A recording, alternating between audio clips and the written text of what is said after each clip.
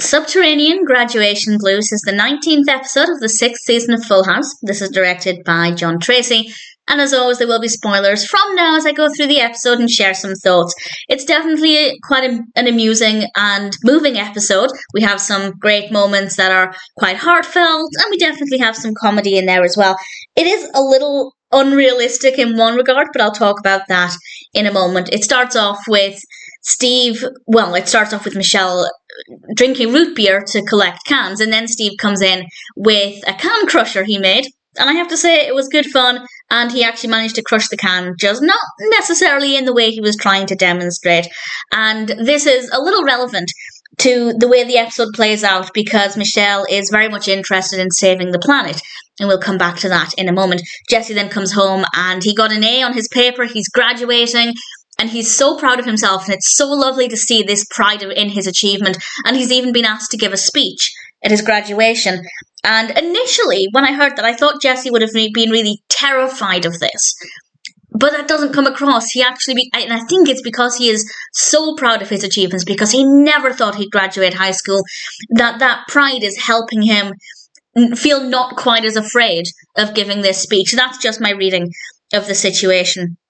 And he doesn't know what to do with it. He talks with Nicky and Alex, and he gets some ideas. And then we're about to go to the graduation. Kimmy has come over to look after Nicky and Alex, and we don't get too much of that.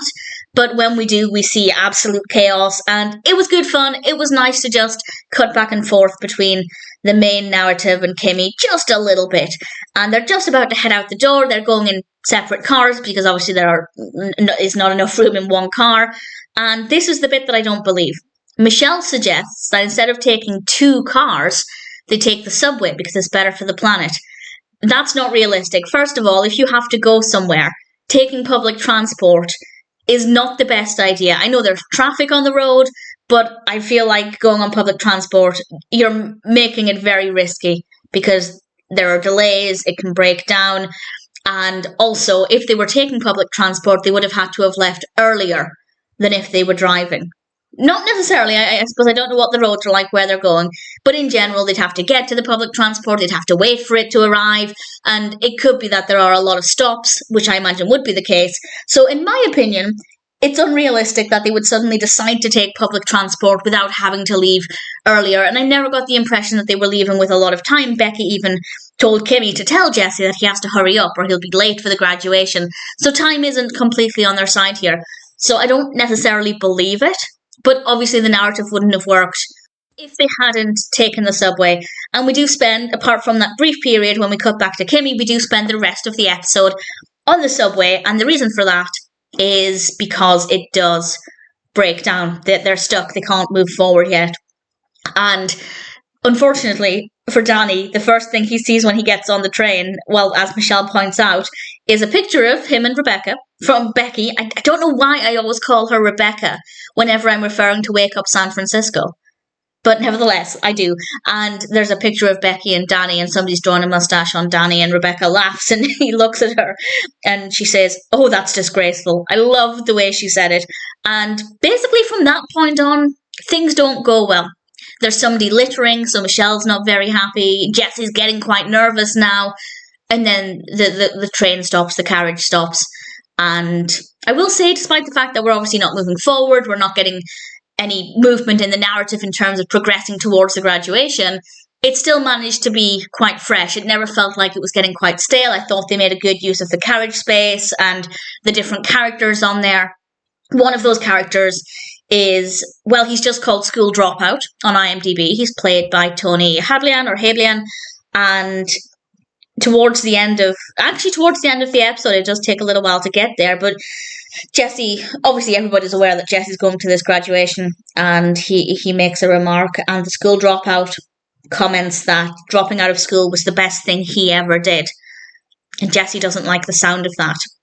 And initially, this kid doesn't really want to hear this, but then Jesse sits down and he basically gives him a speech similar to what he was going to say at his graduation. And I would argue that the speech is better heard by somebody who's dropped out rather than everybody else who's graduating, because Jesse's speech was going to be about how he shouldn't give up and that there's value in graduating and all of these great messages. But to deliver that speech to people who have just graduated with you seems a little bit redundant. And for Jesse to then say these words to somebody who basically is a representation of himself, I could very clearly see that Jesse could see his former self in this individual, very similar attitude. And for him to then deliver this speech, beautifully written, very well executed. John Stamos is fabulous, and just everything he said was so convincing. And the great part is that he's just changed this dropout's life by the end of the episode. This dropout, and I don't like calling him that, but that's what he's referred to as on IMDb, is this individual has decided to go back to school. And that to me is significantly more important than delivering a speech to a bunch of people who have just graduated. And while it would have been amazing for Jesse to get to his graduation, that is so much more important, and he has just changed somebody's life. I don't know why I'm getting emotional. I love seeing Jesse achieve brilliant things, because certainly Jesse to begin with was, well, a very different character. He was all about girls and his motorcycle, and obviously we've had a lot of character progression, a lot of character growth, and as the episodes go on and the seasons go on, we see more and more value and wisdom in the character. And for him to help other people with the things that he has gained over time is just so, so beautiful to see. And then, and this is, I'm getting emotional now, but this is when I got emotional in the episode. Somebody in the carriage stands up with his saxophone and starts to play the music.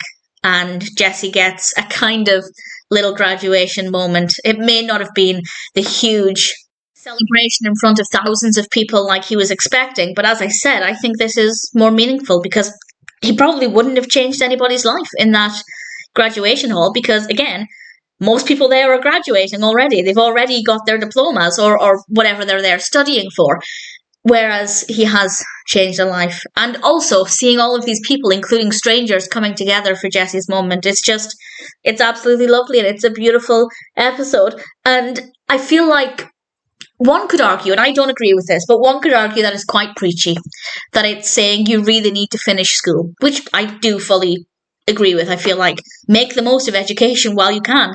Make the most of it because it's free, unless you go to a private school or a boarding school or something. But in general, school is free. Make the most of it while you can. But at the same time, the episode doesn't feel like it's pushing that agenda onto the viewers. It very much feels like it's just Jesse speaking from his heart and based on his experiences. I don't think the episode is saying every single person watching this, listen to Jesse and do as he says. I think it's a lot more personal, but obviously the wider message is still there. So I think they had a really good balance there of making the message very clear and convincing, but not feeling too preachy. But that being said, I'm on Jesse's side. If you are not a fan of school, if you dropped out, maybe you will feel it to be quite preachy. I'd love to know what your opinion is there. But for me, I didn't think it was too bad. I thought they had a nice balance of hitting that message hard, but not feeling like they're attacking the viewer if the viewer was a school dropout. So I think it was a really great episode. And the only thing that's unbelievable is that at the last minute, they decide to take public transport, because if you're going to do that, as I said, maybe it's different, but in the UK, if you're going to do that, you definitely need to leave earlier, because who can rely on public transport? You need a lot more room for error. I've only just realised DJ wasn't in this episode. I think I realised earlier on, but then by the end of it, I just completely forgot that she wasn't in it. And that's a shame. I did a quick Google, and apparently Candace Cameron Bure was visiting her brother at the time, and this is the only episode that she's not in. So that's a shame. That it's quite an important episode, Jesse's graduation, and the character wasn't there for it, which is quite a shame. But I suppose one episode out of however many is not too bad. And certainly Subterranean Graduation Blues is not a bad episode. A little unbelievable with the subway aspect, and I realise that's the main part of the narrative, but it works well enough, and ultimately I definitely enjoyed it.